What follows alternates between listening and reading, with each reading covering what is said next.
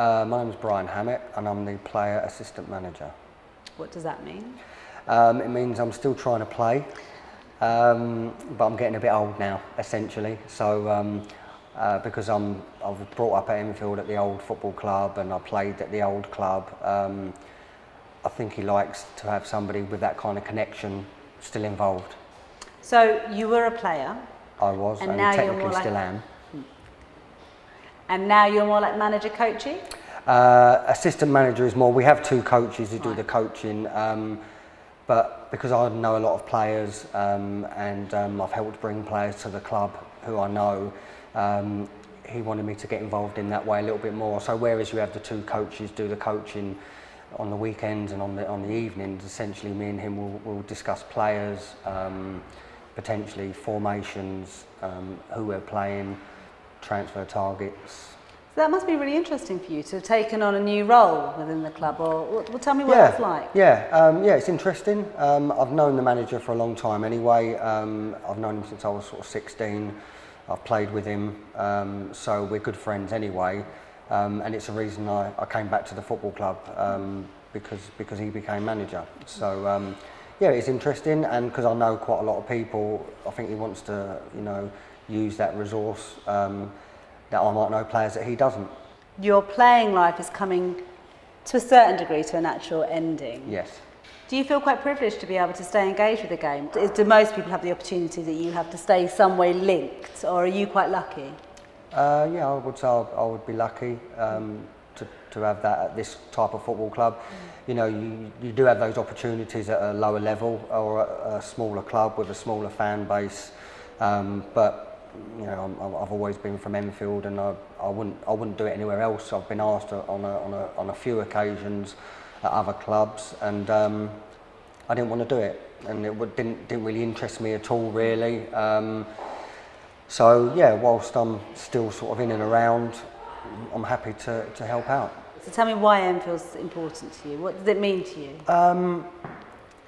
It sort of, I think most people involved at this club who've been there for a long while, it feels like their club, the board, the staff, the volunteers, the fans, they're pretty much all friends really now.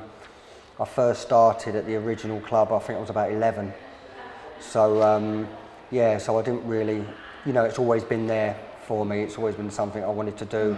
But when they started the football club, sort of 10, 11 years ago, I was contracted to other clubs, and with the greatest respect, they started out quite low in the football pyramid, and I wasn't ready to play that low at that point. So it was only when they started moving up the leagues really, I was out of contracts, and so yeah, so I came home. Oh.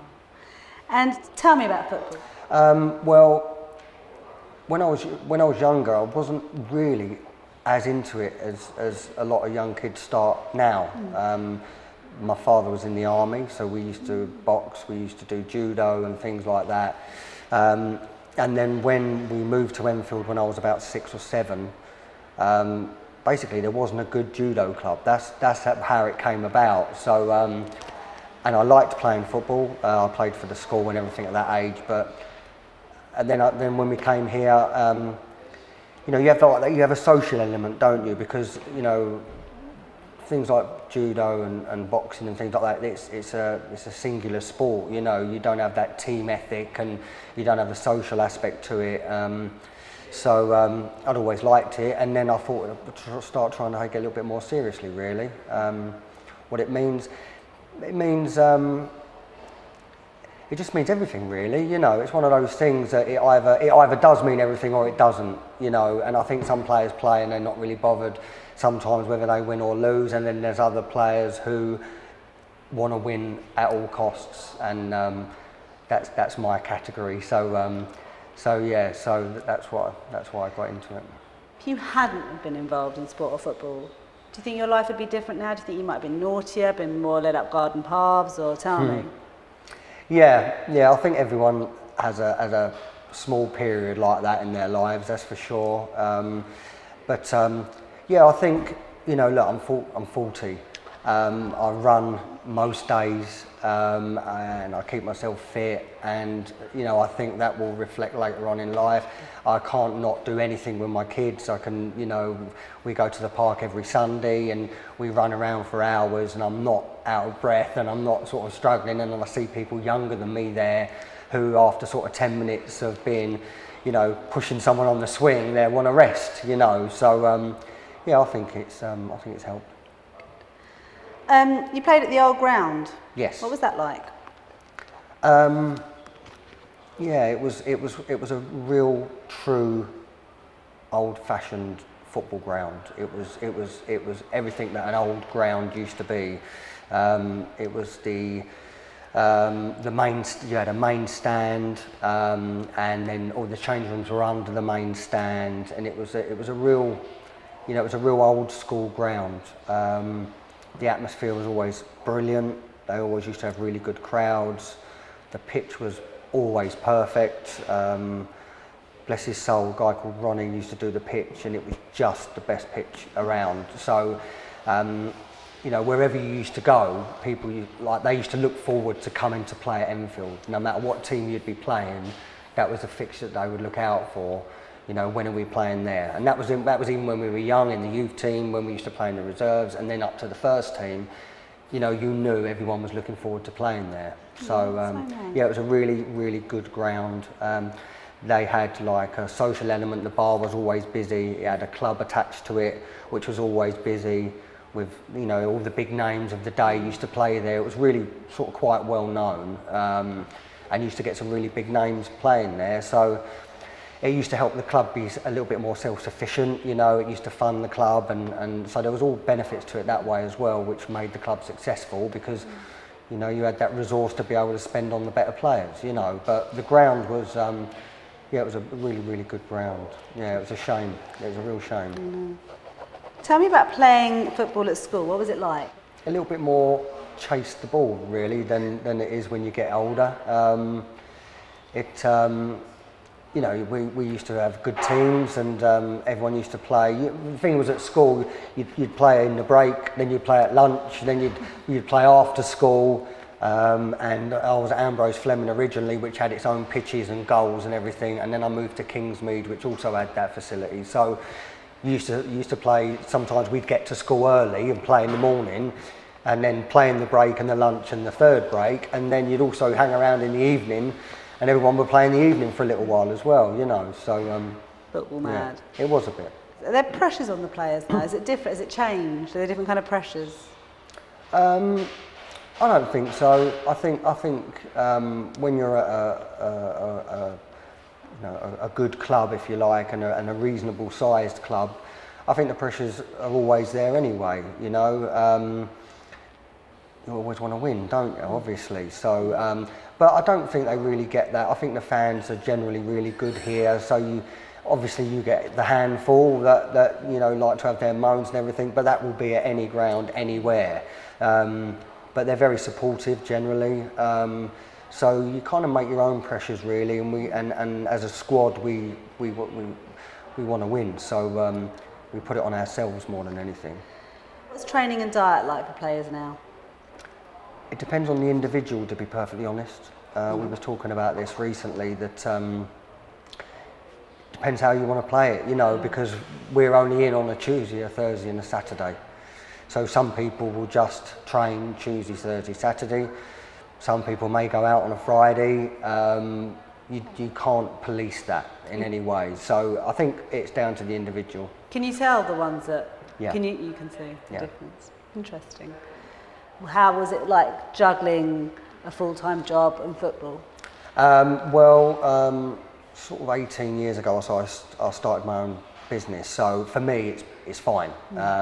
Prior to that, I was working for NatWest Bank, and in that kind of corporate environment, you don't really get the flexibility that you can have. So you know, you do get that clock watching. I want to finish what I'm doing so I can get to the game in time. If you've got a nice boss or leader of your team, then sometimes they'll let you do that, or they might let you come in a bit early and go a bit later. For me, it's been fine, but I know there are some sort of real issues with people getting out of work and getting to training late or getting to games late. So there is that to it, but you know, it depends who you work for. Enfield as a borough has really changed socially. It's one of the most diverse boroughs in Greater London. What's the team like now? Is it very socially diverse, very ethnically diverse? Tell me about it. Both, I would say, yeah. You've got mixed ages, mixed races, so you'll have some will go out and socialise. We always try and organise club nights as and when we can to get everyone out and sort of, you know, it's good for morale, as they say. But yeah, it is quite diverse ethnically as well. We have a variation: white, Jewish, black, mixed race. So yeah, it's always been quite diverse here for a little while actually. Living in Enfield, do you think it's changed? Yeah. Tell me about that. Personally, I think for the better. I think, you know, there's things that you know, you get all sorts of different offerings now which you probably wouldn't from. It could be food, it could be culture, it could be bars. You know, it doesn't really matter. You can find something. You know, so I think it has changed. But personally, I think for the better. Yeah. Where do you see the club in 5 years? In 5 years, what I think we should aim to do is to try and gradually build. We're completely self-sufficient. We don't have a money man backing us to pump loads of money in who can pull it out just as quickly. So being that way, I think we need to grow gradually. Last year we wanted to stay in the division because we were promoted. This year we want to be safer sooner.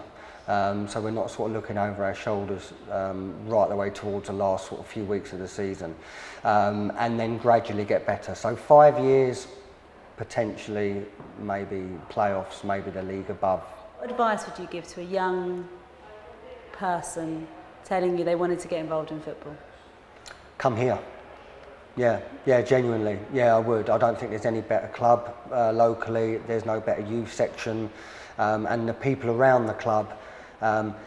Just real unsung heroes, you know, and I really genuinely mean that. People give so much time, it's just amazing. So all from the youth, from the youngest teams right the way through to the first team, you've just got people who are always have got the club at heart. So and they will always be there, and what we need to now do is to find more of those and keep it going.